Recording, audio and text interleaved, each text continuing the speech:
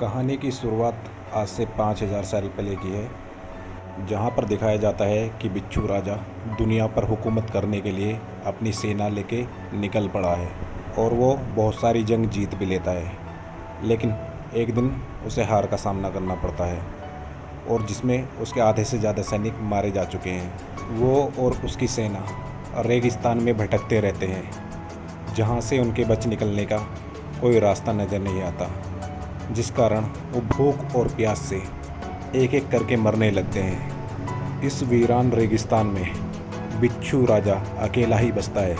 जब बिच्छू राजा को बचने की कोई उम्मीद नज़र नहीं आई तो उसने अंधेरी दुनिया के राजा एनिबस से एक सौदा किया कि उसकी आत्मा के बदले उसे ज़िंदगी दे और बदले में वो पूरी दुनिया पे उसके लिए हुकूमत करेगा, जो कि एनिबस उसकी शर्त मान लेता है और उसे ज़िंदगी दे देता है।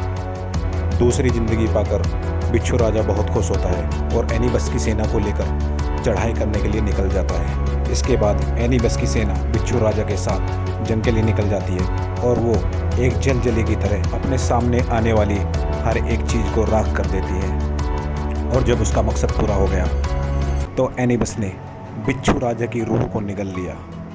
बिच्छू राजा के हाथ से एनिबस का दिया हुआ लॉकेट नीचे गिर जाता है और उसकी सेना एक बार फिर रेत के सीने में दफन हो जाती है। फिर सीन चेंज होता है और 5000 साल के बाद हमें दिखाया जाता है कि ओनिल और उसकी पत्नी और उसका बेटा एलेक्स इन मिस्र के पिरामिडों में खजाने की खोज करने के लिए आते हैं, जहां पर उसका बेटा एलेक्स उसे बताता है कि उसने बाहर की दीवारों पर उसके हाथ पे बने हुए टैटू के जैसा एक निशान देखा, जो उसे बताने की कोशिश करता है।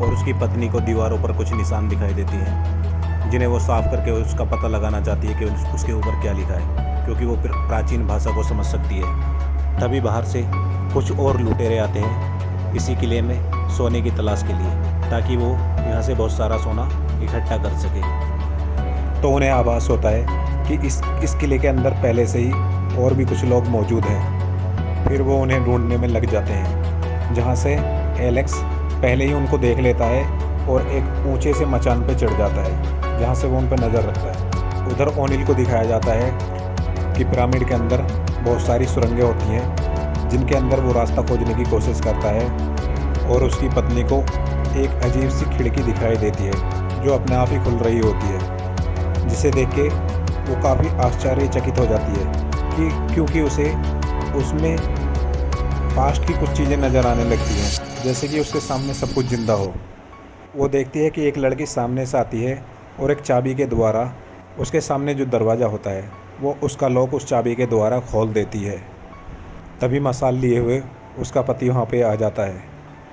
उसकी पत्नी को ये सब एक ख्वाब के जैसा महसूस होता है और वो देखती है कि ऐसा कुछ भी वहाँ पे नहीं हुआ है जो उसे अभी सपने में दिखाई दे रहा था।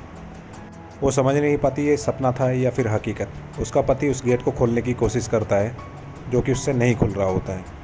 उसकी पत्नी उसे बताती है कि उसने अभी देखा कि इसको किस तरह से खोलते हैं, तो वो उसे उस गेट को खोल करके दिखाती है, जिससे ओनिल बहुत खुश होता है और वो उससे पूछता है कि तुम्हें ये सब कैसे पता।